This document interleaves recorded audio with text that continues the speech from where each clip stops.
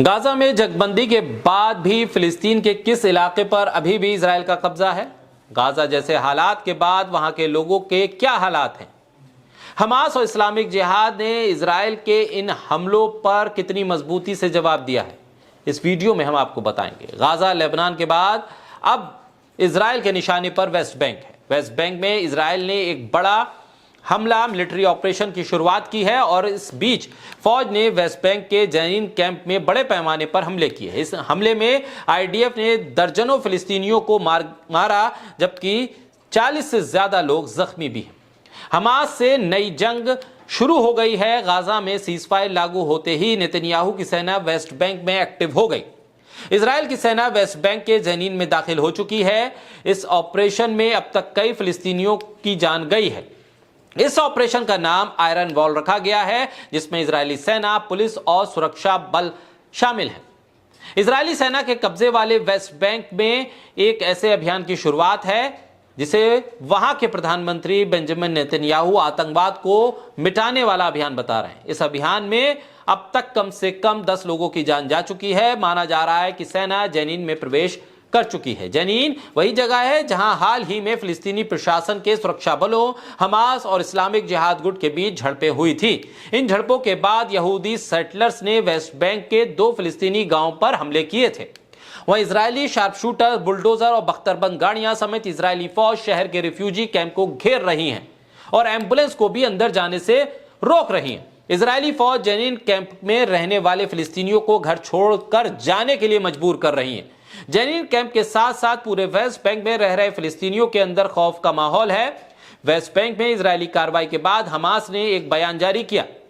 Hamas ने West Bank के नौजवानों से अपील की है और कहा है कि इनकलाबी नौजवान एकजुट हो जाएं और हर मोर्चे पर दुश्मन से लड़ने के लिए तैयार रहें। वहीं इस्लामी जिहाद संगठन ने भी इजरायली हमलों के सामने मोर्चा लिया है। वरिष्ठ पत्रकार मुकेश कुमार लिखते हैं कि क्या इजराइल गाजा पट्टी के बाद अब वेस्ट बैंक पर भी हमला करने जा रहा है? क्या उसका इरादा वेस्ट बैंक पे कब्जा करके ग्रेटर इजराइल का लक्ष्य हासिल करना है? ये बड़े सवाल और गंभीर सवाल हैं। वेस्ट बैंक में जिस तरह से इजराइल ने अपनी सक्रियता बढ़ाई है, उसने इन आशंकाओं को जन्म दिया है। साथ ही सवाल यह भी पैदा हुआ है कि ट्रंप जिस शांति का दावा कर रहे थे, वो शांति आखिर कहां है? जो सीजफायर हुआ था, उस सीजफायर का मतलब क्या है? खबरें आ रही हैं कि इजरायली फौजों ने वेस्ट बैंक पर बड़े पैमाने पर ऑपरेशन शुरू किया है। इस ऑपरेशन के तहत फौजी तो हमला कर ही रहे हैं, लेकिन इजराइल द्वारा बसाए गए यहूदियों ने भी फिलिस्तीनियों को निशाना बनाना शुरू कर दिया है। पिछले 2 से 3 दिनों में कई फिलिस्तीनी मारे जा चुके हैं और 2 गांवों पर हमले की खबर भी है।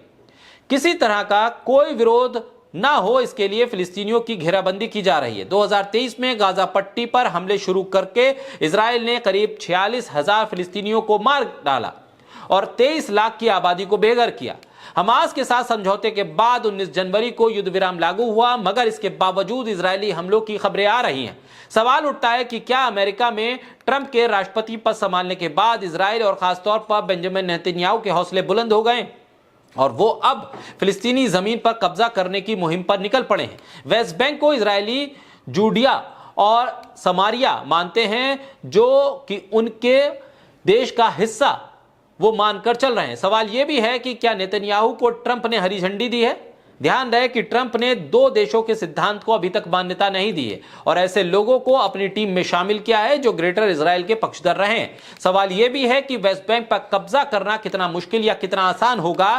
क्या यहां भी इजराइल को गाजा जैसा नरसंहार करना पड़ेगा या इजराइल यहां पर भी उसी तरह की बर्बादी करेगा? और अगर करेगा तो फिर देखना यह होगा कि हमास के साथ सीरिया, ईरान, हिजबुल्लाह का जवाब क्या आता है। क्या फिर जंगबंदी एक हिस्से पे हुई और दूसरी हिस्से पर जंग फिर जारी हो जाएगी?